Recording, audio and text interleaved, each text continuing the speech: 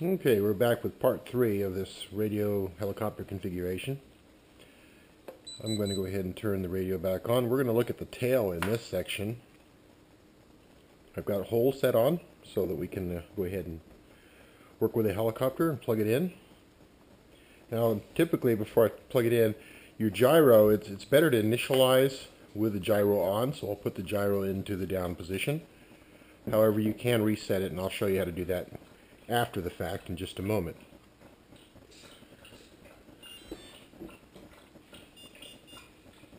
Okay, we're in head holding mode. You can tell that by the red LED on the gyro. And so he's initialized. You don't want to move the helicopter while it's initializing. You want to verify that your tail blades are moving in the correct direction. So I'm going to go ahead and use the left stick here. I'm going to move left, and you should see it go to the right. So watch the tail slider, that's the key. Move to the left, you go to the left. Should not have any binding or anything like that. Now this is in head holding mode, so you see it's not going to bounce back. When I flip this back to rate mode, it's going to self-center itself.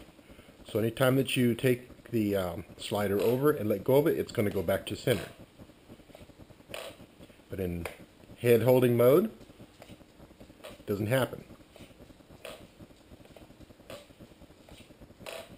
Okay? Now in both head holding mode and in rate mode, the idea of the gyro is to try to keep the tail pointed, or the nose pointed, by moving the tail in one location. So if I move this tail to the right, I should see the slider move towards the left over here. Now in rate mode, you're going to see it move and then come back to center.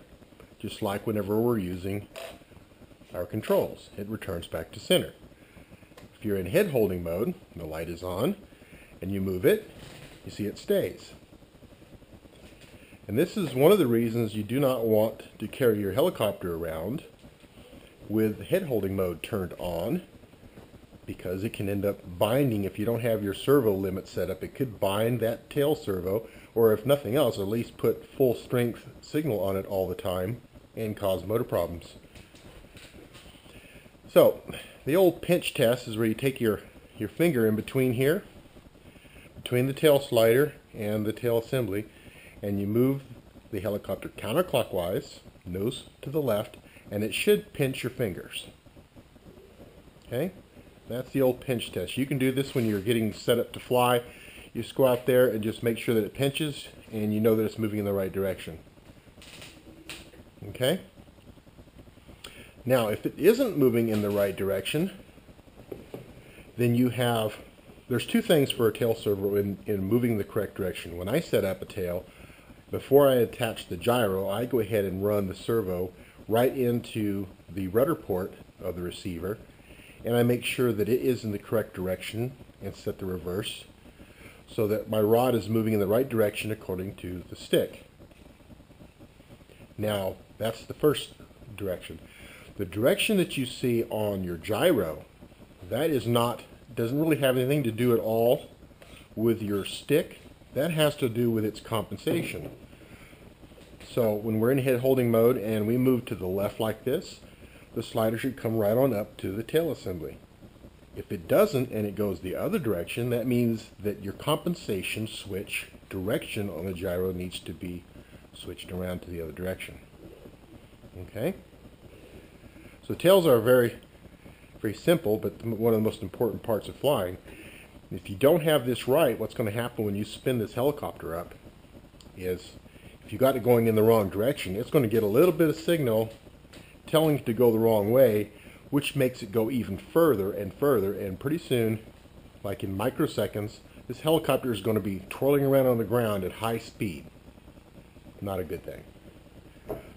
So always do your pinch test, make sure it's working properly, and you'll be good to go. On the gain, what you should set your gains for on this is you start off with the 40-70, 40 being rate. On this particular gyro, I ended up finding out that rate works better in the 12 to 15 range, and the head holding actually worked better at the 70 plus range. When you're out there setting up your helicopter, you fly a little bit and you start seeing a rapid tail wag like this. That means you have a little bit too much gain on your head holding mode. So you just back it off a little at a time until you don't have it anymore, until it smooths out. And then go ahead and drop it down another 2 points or so. The reason I'm saying that is whenever you do start flying at high speed motor, when you're in the stunt mode, what you're going to find out is this tail is very sensitive then, because it's producing a lot more thrust because the RPM is a lot higher. And you could find out that the gain is now a little bit too high for that amount of thrust, and it'll start wagging its tail whenever you have high speed.